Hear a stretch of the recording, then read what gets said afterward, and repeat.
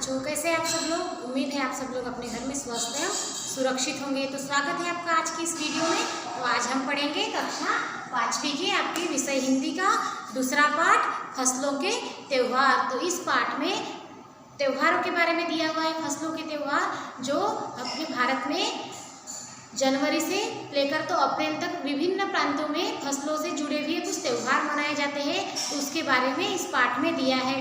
अपना जो भारत है ये विविधता से भरा हुआ देश है। यहाँ पर अलग अलग प्रांतों में अलग अलग त्यौहार मनाए जाते हैं। तो आज हम पढ़ेंगे फसलों के त्यौहार। फसलों के त्यौहार। सारा दिन बोरसी के आगे बैठकर हाथ तापते हुए गुजर जाता है। जो सारा दिन है वो बोरसी का अर्थ होता है अंगाठी, मतलब अपन गाँठी भाषा में अपन उसको सेगड़ी बोलते हैं कि नहीं, जो अपन ठंड के दिनों में उसके आगे आग तापते हैं। तो सारा दिन बोरसी के आगे बैठकर हाथ तापते हुए गुजर जाता है क्योंकि वो ठंडी का दिन है। यहाँ तो खिचड़ी के समय धूप में गर्माहट की शुरुआत होनी चाहिए और यहाँ हम सूरज के इंतज़ार में आस लगाए बैठे हुए हैं। तो यहाँ पे दिया है कि खिचड़ी के समय, खिचड़ी का अर्थ क्या होता है, जो 5 अनाज मिलकर जो बनाई जाती है खिचड़ी। लेकिन यहाँ पर खिचड़ी मतलब वहाँ खिचड़ी नहीं, तो इसको एक त्यौहार बोला गया है। खिचड़ी मतलब मकर संक्रांति का त्यौहार। तो खिचड़ी के समय मतलब मकर संक्रांति के त्यौहार के समय धूप थोड़ी तेज हो जाती है, लेकिन उस समय क्या है, धूप में गर्माहट की शुरुआत होनी चाहिए और यहाँ हम सूरज के इंतज़ार में आस लगाए बैठे हुए हैं क्योंकि सूरज नहीं निकला है, मतलब काफ़ी ठंड है। पूरे 10 दिन हो गए सूरज लापता है। आज सुबह तो रजाई से निकलने की हिम्मत नहीं हो रही थी, मतलब आसमान में खूब बादल हो गए, खूब ठंडी होगी, इसलिए सूरज नहीं निकला है। 10 दिनों से लापता है, मतलब निकला है मतलब बादल की वजह से ढका हुआ है। आज सुबह तो रजाई से निकलने की हिम्मत नहीं हो रही थी क्योंकि काफ़ी ठंड थी। बाहर देखने से तो समय का अंदाज़ा बिल्कुल नहीं हो रहा, लेकिन घर में हो रही चहल पहल अब पता चल रही है। बाहर देखने से समय का अंदाज़ा नहीं लगा पा रहे क्योंकि सूरज नहीं निकला है, लेकिन बाहर जो घर में जो चहल पहल हो रही है उससे लग रहा है कि सुबह हो गई है। रह रह कर कानों में कभी चांपाकल, चांपाकल का अर्थ होता है हैंडपम्प या बर्मा या फिर बम्बा, जो ज़मीन में से जो पानी निकलता है उसको बोलते हैं चांपाकल, के चलने की और पानी के गिरने की आवाज़। तो कभी किसी के हाक लगाने की आवाज़ आ रही थी। हाक का अर्थ होता है आवाज़ लगाना, ठीक है। तो चांपाकल की और बाहर से किसी को हाक लगाने की आवाज़ आ रही थी। जा भाग के देख केरा के पत्ता आइल की नाम। तो यह जो भाषा है, यहाँ पे आपको एक चित्र दिया है अपने भारत का। तो यहाँ पे जो ये दिया है पाठ, यह बिहार साइड का, इसलिए यह उधर की प्रांतीय भाषा है। जा भाग के देख कि केरा का पत्ता आइल की ना, मतलब जाओ जाके देखो कि केले के पत्ते आए कि नहीं। आज ये लोग के उठे के नहीं का, क्या आज ये लोग उठेंगे नहीं। बोल जल्दी तैयार होकस, कि बोलो जल्दी तैयार हो जाओ। त्यौहार के दिन अपने घर में चहल पहल होती है कि नहीं। त्यौहार के दिन सभी के घर में चहल पहल होती है। हमें अपने माता पिता भी जल्दी उठाते कि जल्दी तैयार हो जाओ। अब तो उठने में ही भलाई है। अब क्या बोल रहे लेखक कि अब तो उठने में ही भलाई है। नहा धोकर हम सभी एक कमरे में इकट्ठा हुए। दादा और चाचा ने क्या सफ़ेद चकाचक मान लगी धोती और कुर्ता पहना हुआ है। त्यौहार के दिन सभी नए नए कपड़े पहनते कि नहीं। हाँ, तो दादा और चाचा ने सफ़ेद चकाचक मार लगी हुई धोती और कुर्ता पहना हुआ है। खिचड़ी में ऐसा ठाठ हम पहले कभी न देख, सारा देह कनकना देता। तो खिचड़ी मतलब वहाँ पे ठंड का मौसम है खूब, और उन्होंने जो धोती पहनी है उसके वजह से उनको काफ़ी ठंड लग रही है। पापा ने कहा कि हम पहले कब्बो ना देखा नहीं, सारा देह कनकना देता, मतलब काफ़ी ठंडी थी वहाँ। शायद आज धोती में उन्हें ठंड कुछ ज़्यादा ही लग रही है।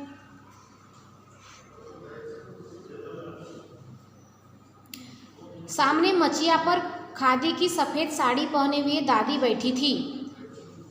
मचिया का अर्थ होता है जो छोटी चौकोर चौकी जैसी खाट रहती है। जैसे खाट मतलब चारपाई रहती है, लेकिन वो बड़ी होती है, लेकिन ये छोटी रहती है। चौकोर चौकी की जैसी, जिसको सुतली आदि से बुनी गई हो, उसको बोलते हैं मचिया, खाट। तो सामने मचिया पर खादी की सफ़ेद साड़ी पहने हुए दादी बैठी थी। आज दादी ने अपने बाल धोए हैं झक सफ़ेद सेमल की रुई जैसे हल्के फुल्के बाल, जो दादी है उनके बाल पक चुके हैं तो वो सफ़ेद रुई के जैसे दिखते हैं। गौर से देखने पर भी एक काला बाल नज़र नहीं आता। गौर से देखने पर भी दादी के सर पे एक भी काला बाल नहीं, सारे बाल पक चुके हैं। बिल्कुल धुली धुली सी लग रही है दादी। दादी आज बाल धो के बैठी है तो कैसी लग रही है, बिल्कुल धुली धुली सी।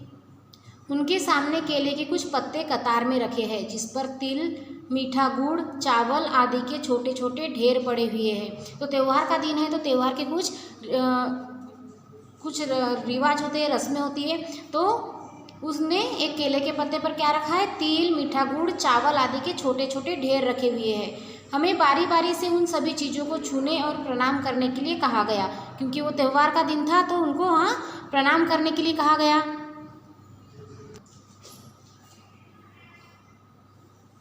जब सबने ऐसा कर लिया तो उन सभी चीज़ों को एक जगह इकट्ठा करके दान दे दिया गया।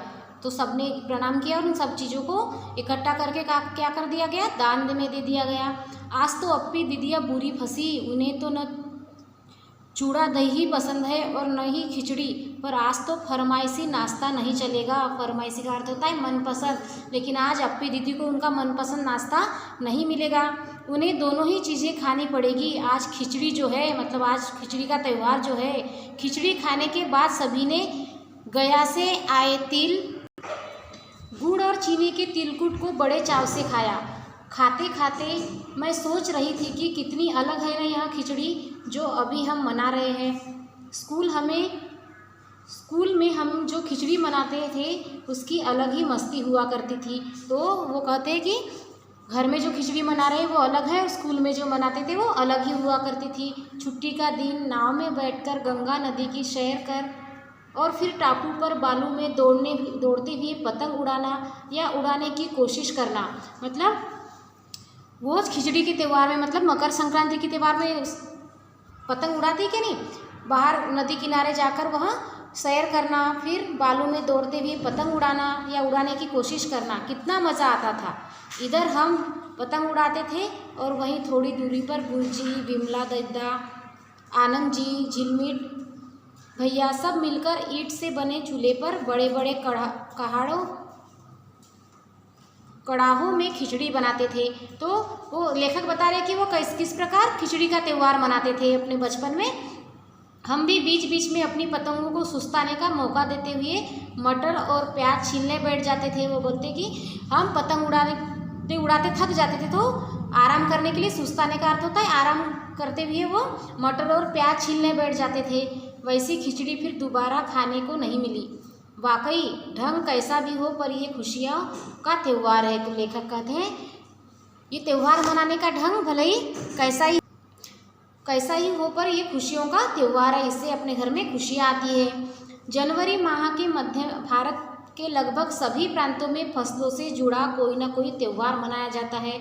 जनवरी माह के मध्य में, मतलब जो जनवरी महीना है उसके मध्य में भारत के सभी प्रांतों में फसलों से जुड़ा हुआ त्यौहार मनाया जाता है। कोई फसलों के तैयार हो जाने पर खुशी बांटता है तो कोई लोग इस उम्मीद में खुश हो जाते हैं कि हम अब पाला कम होगा, सूरज की गर्मी बढ़ने से खेतों में कड़ी फसल तेजी से बढ़ेगी। कोई लोग फसल के आने की खुशी में मनाते हैं तो कोई लोग अच्छी फसल होने की खुशी में यह फसलों के त्यौहार मनाते हैं। सभी प्रांतों और इलाकों का अपना रंग और अपना ढंग नज़र आता है। सभी प्रांतों में अलग अलग प्रकार से अलग अलग त्यौहार फसलों के मनाए जाते हैं। इस दिन सब लोग अच्छी पैदावार की उम्मीद और फसलों के घर में आने की खुशी का इजहार करते हैं। किस चीज़ का इजहार करते हैं, वो खुशी मनाते हैं कि अच्छी पैदावार मतलब अच्छी फसल होगी और फसल घर में आने की खुशी मनाते हैं। उत्तर प्रदेश, बिहार, मध्य प्रदेश में मकर संक्रांति या तिल संक्रांत कहते हैं उसे, फसलों के त्यौहार को। असम में बिहू, केरल में ओणम, तमिलनाडु में पोंगल, पंजाब में लोहड़ी, झारखंड में सरहुल, गुजरात में पतंग का पर्व भी सभी खेती और फसलों से जुड़े त्यौहार है। तो यहाँ पे दिया है कि अलग अलग प्रांत में फसलों से जुड़े जो अलग अलग उन त्योहारों के नाम हैं वह दिया है। इन्हें जनवरी से मध्य अप्रैल तक अलग अलग समय मनाया जाता है। तो इन्हें जनवरी से लेकर के अप्रैल तक अलग अलग मनाया जाता है। झारखंड में सरहुल बड़े जोशो खरोश के साथ मनाया जाता है। तो झारखंड में फसलों से जुड़ा हुआ त्यौहार कौन सा है? सरहुल, जो बड़े जोशो खरोशों के साथ मनाया जाता है। 4 दिनों तक इसका जश्न चलता है। यह त्यौहार कितने दिनों तक चलता है? 4 दिनों तक। अलग अलग जनजातियाँ इसे अलग अलग समय में मनाती है। तो जो झारखंड की अलग अलग जनजातियाँ हैं वो इस त्यौहार को अलग अलग मनाती है। संथाल लोग फरवरी मार्च में, तो ओराव लोग इसे मार्च अप्रैल में मनाते हैं। आदिवासी आमतौर पर प्रकृति की पूजा करते हैं। जो आदिवासी है वो किसकी पूजा करते हैं? प्रकृति की पूजा करते हैं। सरहुल के दिन विशेष रूप से साल के पेड़ की पूजा की जाती है। किस पेड़ की? साल के पेड़ की पूजा की जाती है। यही समय है जब साल के पेड़ों पर फूल आने लगते हैं। जो ये साल का पेड़ है, इसी समय इस पेड़ पर फूल आते हैं और मौसम बहुत ही खुशनुमा हो जाता है। तो मौसम कैसा हो जाता है? एकदम खुशी भरा हो जाता है। स्त्री पुरुष दोनों ही ढोल मंजीरे लेकर रात भर नाचते गाते हैं। जो स्त्री पुरुष है झारखंड के, इस सरहुल के त्यौहार में ढोल मंजीरे लेकर रात भर नाचते गाते हैं। चारों ओर फैली हुई छोटी छोटी घाटियाँ, लंबे लंबे साल के वृक्षों का जंगल और वही आसपास बस छोटे छोटे गांव। तो इस प्रकार वह सब यहाँ त्यौहार मनाते हैं। लीपे पुते, करीने से बुहारे और सजाए गए अपने घरों के सामने लोग एक पंक्ति में कमर में बाहें डालकर नृत्य करते हैं। तो इस त्यौहार में सब क्या करते हैं? वो लोग नृत्य करते हैं कमर में बाहें डालकर। अगले दिन में नृत्य करते हुए घर घर जाते हैं और फूलों के पौधे लगाते हैं। फिर दूसरे दिन क्या करते हैं? क्योंकि यह त्यौहार कितने दिन तक मनाते हैं? वह 4 दिनों तक। तो पहले दिन नृत्य करते हैं, दूसरे दिन घर घर जाकर फूलों के पौधे लगाते हैं। घर घर से चंदा मांगने की भी प्रथा है। इस त्यौहार में घर घर जाकर चंदा भी मांगते हैं। पर खाने पीने और खेलों का चंदे में मालूम है कि क्या मांगते हैं? वह चंदे में क्या मांगते हैं? मुर्गा, चावल और मिश्री। क्या मांगते हैं? मुर्गा, चावल और मिश्री। फिर चलता है खाने पीने और खेलों का दौर, और फिर बाद में वह खाना पीना और खेलों का दौर होता है। मतलब तीसरे चौथे दिन वो लोग खाते हैं, अच्छे अच्छे पकवान बनाते हैं, खाते हैं और फिर खेलते भी है। तीसरे दिन जाकर पूजा होती है, जिसके बाद लोग अपने अपने कानों में सरई का फूल पहनते हैं। फिर वो तीसरे दिन पूजा होती है और अपने कानों में वो फूल लगाते हैं। इसी दिन से वसंत ऋतु की शुरुआत मानी जाती है। तो इसी दिन से क्या माना जाता है? कि वसंत ऋतु की शुरुआत होती है। धान की भी पूजा होती है। पूजा किया हुआ आशीर्वादी धान अगली फसल में बोया जाता है। तो वो फसलों का त्यौहार है, इसलिए वो फसल की पूजा करते हैं और वही पूजा किया हुआ धान अगली फसल में उसको बीज के रूप में बोया जाता है। तमिलनाडु में मकर संक्रांति या फसलों से जुड़ा त्यौहार पोंगल के रूप में मनाया जाता है। अभी हमने पढ़ा झारखंड का सरहुल त्यौहार, अब पढ़ेंगे तमिलनाडु का मकर संक्रांति या फिर फसलों से जुड़ा हुआ त्यौहार कौन सा है? पोंगल। पोंगल के रूप में मनाया जाता है। इस दिन खरीफ की फसलें चावल, अरहर, मसूर आदि कटकर घरों में पहुंचती है। तो ये क्योंकि ये फसलों का त्यौहार है, इसलिए फसलों से जुड़ा हुआ त्यौहार है। तो इस दिन इनकी जो फसलें हैं वो कटकर घर में आती है और लोग नए धान कूटकर चावल निकालते हैं, और जो फसल से आया हुआ धान है उससे चावल निकालते हैं और घर के मिट्टी का नया मटका लाया जाता है, जिसमें नए चावल, दूध और गुड़ डालकर उसे पकाने के लिए धूप में रख देते हैं। ठीक है। फिर हल्दी शुभ मानी जाती है, इसलिए साबुत हल्दी को मटके के मुंह के चारों ओर बांध देते हैं।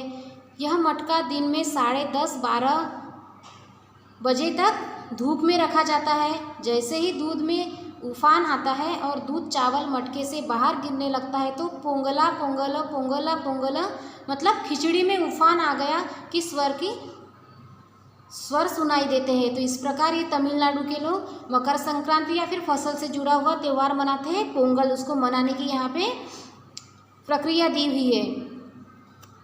फिर आगे देखते हैं दूसरी ओर गुजरात में पतंगों के बिना तो मकर संक्रांति का जश्न अधूरा ही माना जाता है। देखो ये चित्र में अब गुजरात का दिया है। तो गुजरात में पतंगबाजी खूब मशहूर है कि नहीं, जब मकर संक्रांति के दिन खूब पतंग उड़ाई जाती है।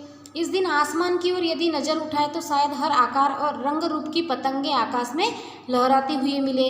तो मकर संक्रांति के दिन गुजरात में अगर आसमान की तरफ देखा जाए तो हर प्रकार की, हर रंग रूप की, अलग अलग आकार की पतंगें लहराती हुई दिखती है आसमान में।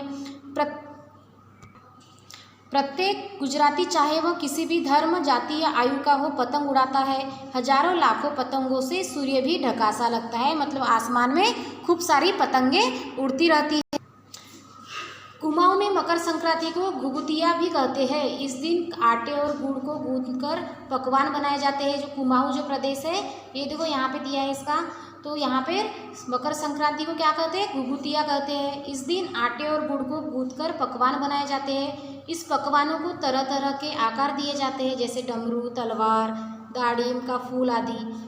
तो पकवान को अलग अलग आकार से आकार दिए जाते हैं। पकवान को तलने के बाद एक माला में पिरोया जाता है, तो उस पकवान को फिर वो माला में डालते हैं। माला के बीच में संतरा और गन्ने की गंडेरी पिरोई जाती है। यह काम बच्चे बहुत ही रुचि मतलब बहुत ही उत्साह के साथ करते हैं। सुबह बच्चों को माला दी जाती है। बहुत ठंड के कारण पक्षी पहाड़ों से चले जाते हैं। उन्हें बुलाने के लिए बच्चे इस माला से पकवान तोड़ तोड़ कर पक्षियों को खिलाते हैं और गीत गाते हैं। जो गीत दिया है, कौवा आओ गुगुत आओ ले आओ बड़ो, मके दे जा सोने का घड़ो, खालय पूरी मके दे जा सोने की छुरी। इसके साथ ही जिस चीज़ की कामना हो वह भी मांगते हैं। तो वो चिड़ियाओं को यहाँ पकवान खिलाते हैं और अपने इस त्यौहार में जो उन्हें मांगना होता है वो भी वो मांगते हैं। यह ना कितने अलग अलग अंदाज मकर संक्रांति को मनाने के, तो अपन ने देखा अलग अलग राज्यों में, अलग अलग प्रांतों में मकर संक्रांति के जो फसलों से जुड़ा त्यौहार है वो अलग अलग तरीके से मनाया जाता है। कहीं दूध, चावल और गुड़ की खीर बनती है, तो कहीं 5 प्रकार के नए अनाज की खिचड़ी बनाते हैं। कहीं कहीं लोगों का सैलाब नदी के स्नान के लिए उमड़ पड़ता है। लोग ठंड से ठिठुरते रहेंगे पर बर्फीले पानी में कम से कम एक डुबकी तो ज़रूर लगाएंगे। हाल यह होता है कि इन जगहों पर तिल रखने की भी जगह नहीं होती, मतलब काफ़ी भीड़ होती है। मकर संक्रांति को पवित्र नदियों पर डुबकियाँ लगाती है कि नहीं, तो बहुत भीड़ होती है वहाँ पर। तिल रखने के लिए भी जगह न होना मतलब काफ़ी भीड़ होना। तिल से याद आया, मकर संक्रांति के दिन पानी में तिल डालकर स्नान करना, तिल दान करना, आग में तिल डालना, तिल के पकवान बनाना विशेष महत्व रखता है। आप जानते हैं मकर संक्रांति का त्यौहार को हम तिल से बने हुए पकवान बनाते हैं। तुम्हारे घर या इलाके में इस त्यौहार को कैसे मनाया जाता है? इसे खिचड़ी, पोंगल, मकर संक्रांति या और कुछ कहा जाता है। तो लेखक बोलते हैं कि आपके इलाके में जो मकर संक्रांति का जो फसलों से जुड़ा जो त्यौहार है वो किस प्रकार मनाया जाता है, उसे क्या कहते हैं? या तुम फसलों से जुड़े कोई और त्यौहार मनाते हो? यदि तुम आपस में बात करो तो तुम्हें यह जानकर हैरानी होगी कि कई बार एक ही इलाके में रहने वाले लोग भी इस त्यौहार को अलग अलग ढंग से मनाते हैं। तो यह था आपका पाठ फसलों का त्यौहार। उम्मीद है आपको यह पाठ समझ आया होगा।